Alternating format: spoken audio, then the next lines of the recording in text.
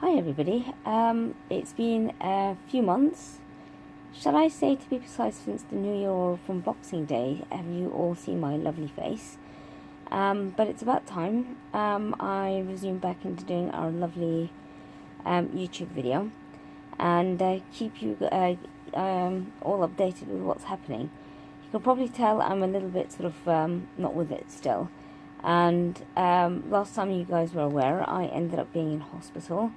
And a recap on Boxing, while I was in Malta, my leg was swelling and swelling, and you guys saw the pictures with it. By the time we came back, it got a lot worse, as in it was very, very painful, and it felt like it was burning.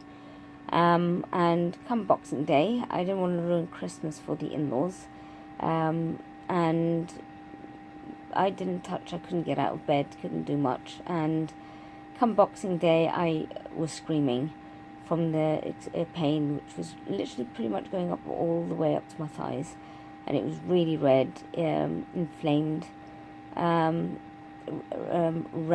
all over the place, like rash-like red. Couldn't touch it or put any clothes on it, but obviously I wore some loose tracks and clothes, and I couldn't wait to see the GP, so I made my way to A&E.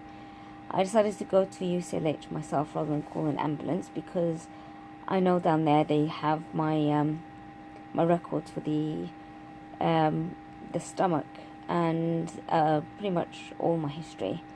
So I thought, you know, if anything, go there. So I did, and I was planning to go home after it or visit my parents.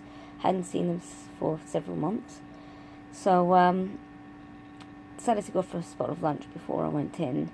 Glad I did. They kept me in quite a bit, and they were shocked to see how is probably the least thing I could say that didn't scare me.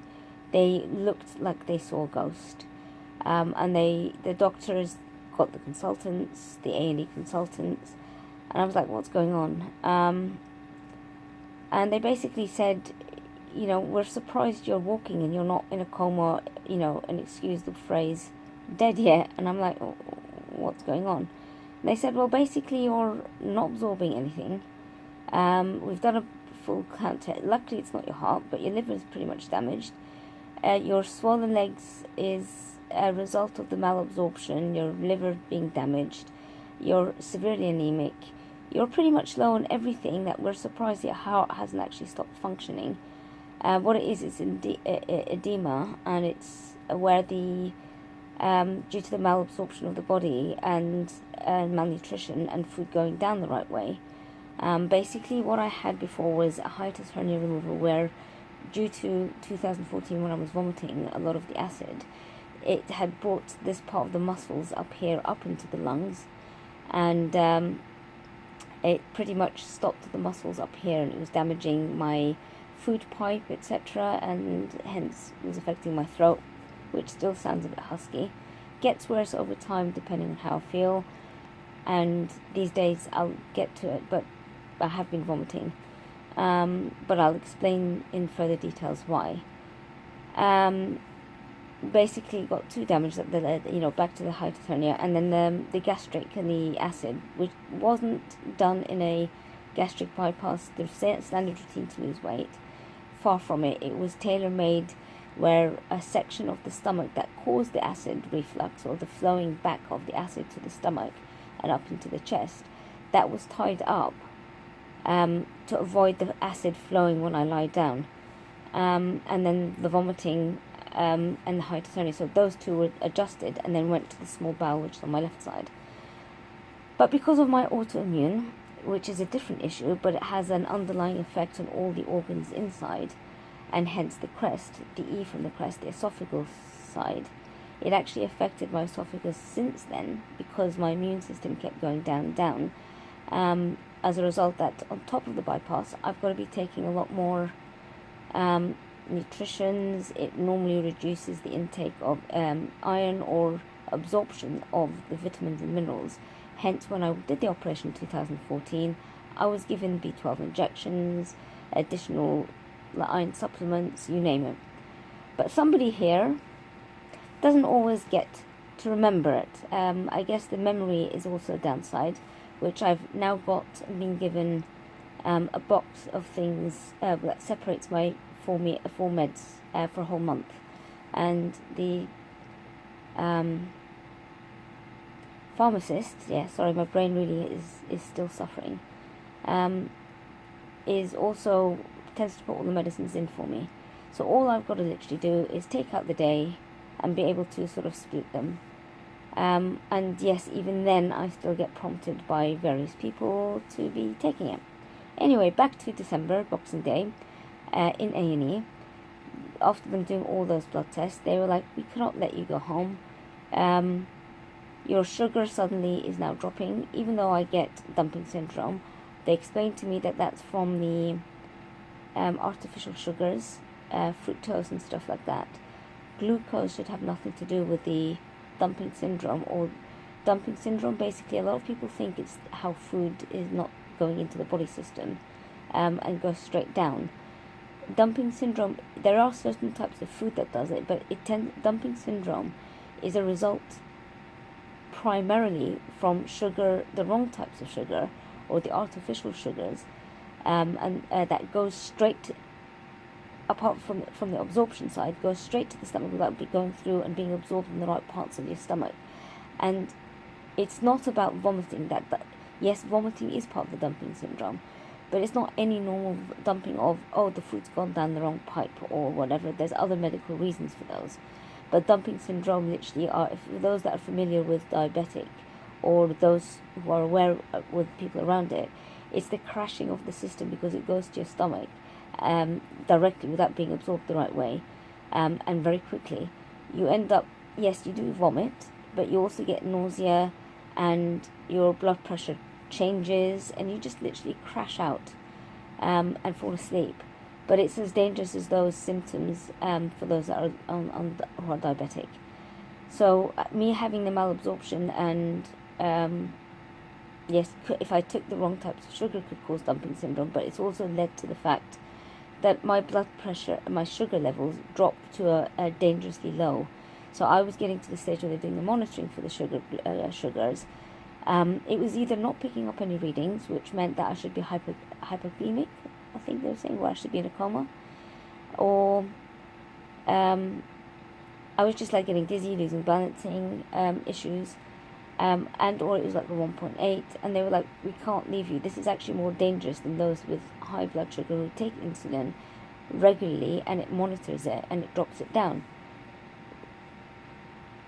I'm like, I wouldn't have known any of this stuff if I hadn't just popped in just to say, I actually thought it was just water retention in the legs, nothing more. I was going to get some water tablets to start reducing, getting rid of the water, and then I'd be going home. And as a result, I was getting weaker and weaker, and there was no oxygen in my body, hence I couldn't do any recording. I physically couldn't speak. I was just like flopping around. I am surprised till this day how I managed to get myself from Malta to here. And when it got worse, I think my body just caved in, knowing that I was also home, and it just said, you're home, I can take a break. And by Boxing Day, it just gave up.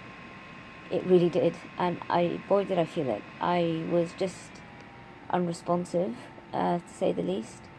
But by the time New Year's came, I was moved up from the medical unit, sort of it's not ICU, but they call it the acute medical unit, for the first couple of days. And by 31st, New Year's Eve, I was moved up to a ward where it would be long term. It was related to the gastric, because they wanted me to be able to see the weight loss as well, which was dropping like nothing. But obviously it explains the reason why I was losing weight so quickly over the last year was because nothing was absorbing in me, and it was going in the wrong way, leaking into my feet, and for those that wasn't leaking, it was coming back out, because I was trying to eat so quickly or trying to eat too much for the size of my stomach, and it just, 50% was leaking out, and the other 50 was coming back out, hence the sore throat. Not sore throat, groggy throat to be precise. But as a result, my breathing as well has gone-ish. It was a lot worse than this. I still wheeze, I still struggle to breathe. Walking from, a couple of meters, I start getting really tired and achy. I'm very dry-mouthed. And I can't stand the taste of water now, by the way, which is weird, but I still drink loads. I put dilute. I'm on Vimto at the moment, which I'm hoping that lasts a little bit longer than some other juices or dilutes. And yeah, it was just weird. I made a really good friend at hospital. She was based in the seat on the bed in front of me, and I will reference her. Anissa, love you, loads and loads and loads. Was so much support for me there, and when times when family and friends from both ends weren't coming in, we were pretty much solid. She was in there for a few months prior, and yeah, I can't thank her enough for being. I guess things happen for a reason, but being there is just an understatement. She herself has been struggling with her health conditions, and yet she's always had a smile, always there for everybody else, and a role model for me. She pulled me through so much crap that I was going through. As well, in case you noticed, this short haircut has been a direct result of my hair loss, and seeing my lovely Anissa had her haircut a lot shorter than this for the same reason. I braved it when I came out and got my hair cut with my husband, and it is getting a little bit stronger. It's not much there, and those that know me from a kid, my hair, I used to sit on it and it was thick as thick can be. I haven't reached that level ever again, and I don't think I will. Yeah, when I was in hospital, my hair was falling out, and I'd wake up and it was like all over, pretty much on the bed sheets and stuff. So yes, it just shows how much my minerals and vitamins were doing bad. Yeah, that's pretty much me in a nutshell. And another reason why I didn't want to do a lot of recording when I started gaining my energy while I was in hospital was because I was aware that I was in a bay with 4 other people. As much as Anissa was up for it and didn't mind me doing recording while I was there, I had to respect the other patients and them not being well and making too much noise. So I just thought, you know what, no, I'm sure those that are following me will understand. A large part of me did want to record for you guys to see how bad I was, and that Anissa was fully with it, and so was my husband, so was my family, but I was conscious that the staff there were very adamant. Shall I say not all staff? There were a couple, literally two people that were not the best, and were pretty much bullies. One of them, well, actually both of them, I wrote an honest review. One of them was a healthcare assistant who, luckily as a result, even other staff don't get on with her, and she was therefore removed from our bay and was never, at the time that I was there, was not our healthcare assistant. So that wasn't an issue, but I was aware that some other people were. There was another one that used to enjoy being a bully, and she used to bully literally a lot of patients, but unless you had your own ground, she used to get away with it. But I guess there's always got to be the one everywhere, right? Not ideal, but the nurses there at the ward were absolutely amazing, caring. They tried their best despite the fact that they were understaffed. Some of the doctors, my consultant was amazing, his team were amazing. The doctor on the ward was he's a lovely person, but very limited with what he could do and his knowledge. Wasn't the best at admin, so therefore wasn't always updating the system or relaying details to the consultants. And yeah, there were due to that there was a lot of medical things being missed out. The nutritional team for the bariatric at UCLH, you need to sort yourselves out. I'm really sorry to say this, but you really, really, really need to understand the autoimmune system, specifically my system, CREST, etc., because I, as much as I ended up having them being fed through the pipe, through my veins, sorry. At the beginning, I had the feed through here, it was going down to my stomach. Had to sit up during the daytime, and it wasn't well. The pipe, because of my strictures, which means that my pipe was that, and my food pipe is narrow, it pretty much took. I know it's not going through the food pipe, so to speak, but it was going through the back, not my throat, sorry. But everything was so tight, and the number of strictures that they had to dilate, so basically putting the balloon to expand. It normally has a stricture, so therefore it's tight as it is, and it has an effect on my lungs and all my breathing. So when I was telling them it was hurting me and I was getting earaches and this, oh, but it's not going through your throat. I know it's not. But when you have one thing that's inflamed, it has a knock-on effect on everything else. My ears hurt, and therefore it's inflaming all the way down. The ear, nose, and throat are all connected. I'm not a medic, and I know that. You know, when you need to go and see somebody for your ears, they send you the ear, nose, and throat department. It's all interlinked. So the fact that you've got it through the food pipe, and the food pipe is inflaming because it's taking so much and it's stretched onto the pipe, everything else is affected because it thinks there's an infection there. That's my body. That's my autoimmune. Get it, people. Please read up about it. I was so frustrated in there because my body was trying to fight what was already infected and the malabsorption. Not only is it trying to fix itself from that, which is the real thing, it's thinking that my body's already foreign and there's an infection going on. Hence why I'm getting all these symptoms, and my body's not being absorbing the right things and having a knock-on effect on what goes in and forcing things to come out.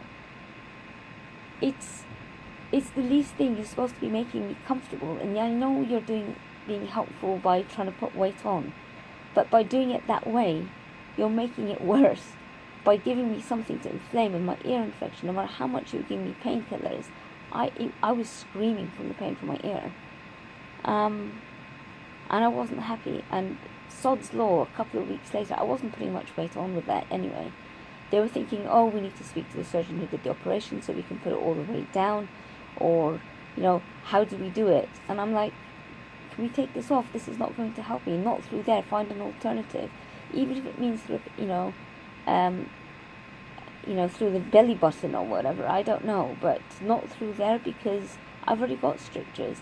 Oh, well, we need to speak to the surgeon because, oh, we could do it. And then they noticed that the surgery wasn't a normal standard bypass, which I tried telling them, but fair enough, you've got to do research. And I was like, the reason I'm here is so you can go and see the surgeon who did it for me. Please contact him. His name is, so-and-so, if you can't see on the system. When my consultant came up for the lower gastric, he was like, yeah, well, that makes sense. It doesn't need a scientist to figure that out. So he started getting and sending his team over. And funny enough, he doesn't do rounds. But because they were messing me up so much that he actually came in regularly to see me. This dude is like a serious consultant. I don't know how I managed to be on his books, but when he used to come in, the nurses were like, this dude is like the biggest, or one of the biggest of the biggest in the country. And I'm like, don't jinx it, please. Just let him come and see what he's doing. If it wasn't for him and his doctor that he gave me on to see me on a daily basis, I probably wouldn't be alive right now. It sounds morbid, but it's true. And he used to put his foot down with all the other consultants that tried flexing their muscles because they've got new equipments, they've got new researches, they want to, promote their stuff, promote them. And I'm like, we're not guinea pigs, but, I don't mind being one if it's going to help, but at the moment it's not about you, it's about me. And same goes to all the patients that are here.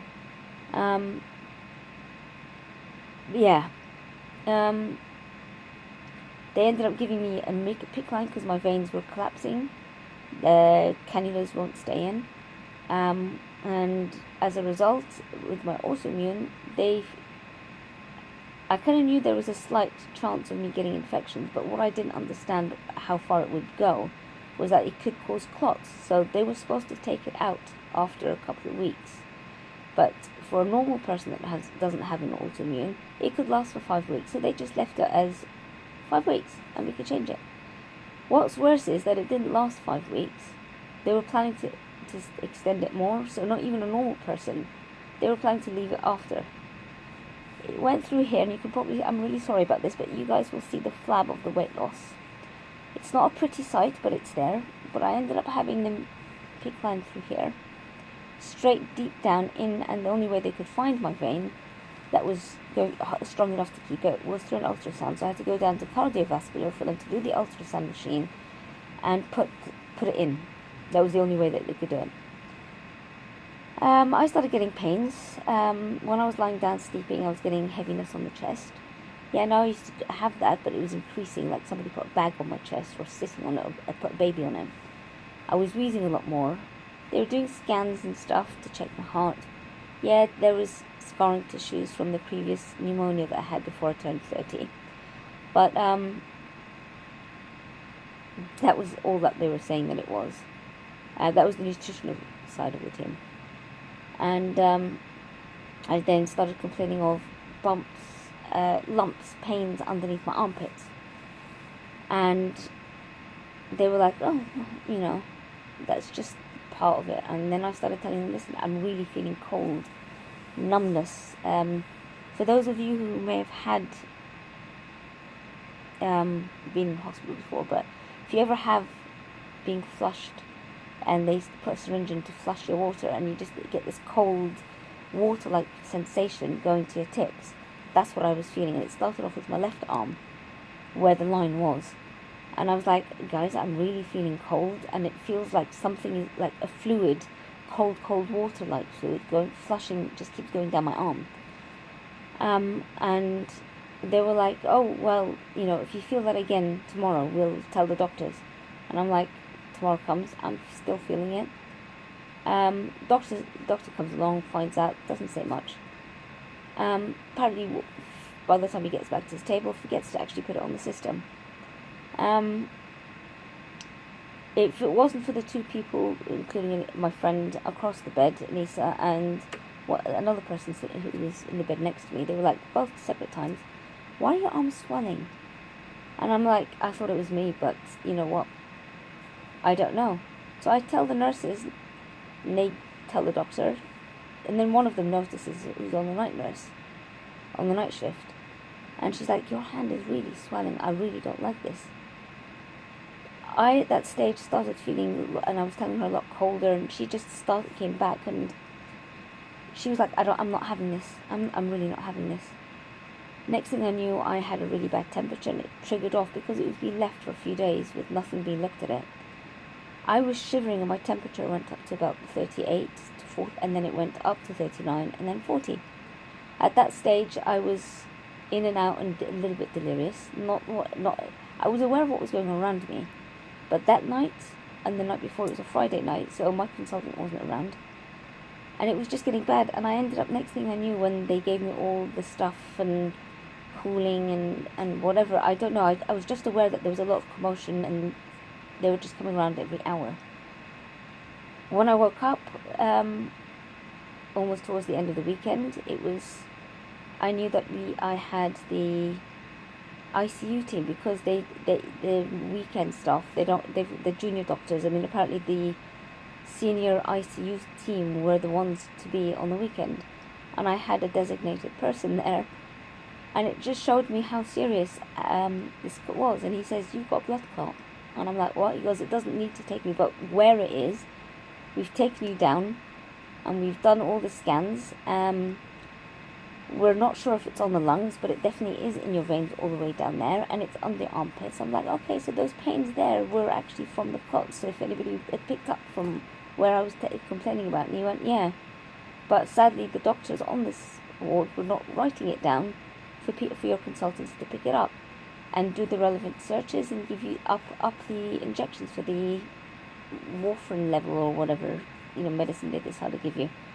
So he says, we've upped it, and we're going to keep it in there. We've got a consultant that we got on call for the weekend, and he's upped the injections. And now that your temperature is gone, and you're starting to, with the antibiotics and the injections, our job is done. But we will come back. The this ICU sort of head nurse or ward, whatever he was at the top there. He was brilliant. I mean, for him to come over on the weekend and just sit at the nurse's station just to monitor me was very thankful to him. He was very explaining. He knew what it was like, and he would come and talk to me. Oh my goodness! 2 months. I shedded tears in there, fear, boredom. But if it wasn't for, again, Anise and having games and some friends coming along, I had an old friend that was a neighbour that I had lost touch with for 10 years. When she found out, and I have no idea how she found out because I got lost touch with her, her and her kids came along. Her sons, which I classify like my own kids, pretty much came over, and one of them would always pop in as well, and just keep me company. And that brought me up with memories of before, and their, them growing up. They brought in old games, Connect 4, playing that, and yeah, it lifted my spirit. So yeah. And again, not to mention all those other friends that came in to visit, and the text messages and the, voice messages, and, I've got to thank everybody for being there as a support, because honestly, without everybody out there, I really would have suffered a hell of a lot more, and kicked off in pure depression. I had my moments, but without you guys, thank you. Anyway, I'm not going to get emotional. I hope not, anyway. But I think this is enough for me for the first time back.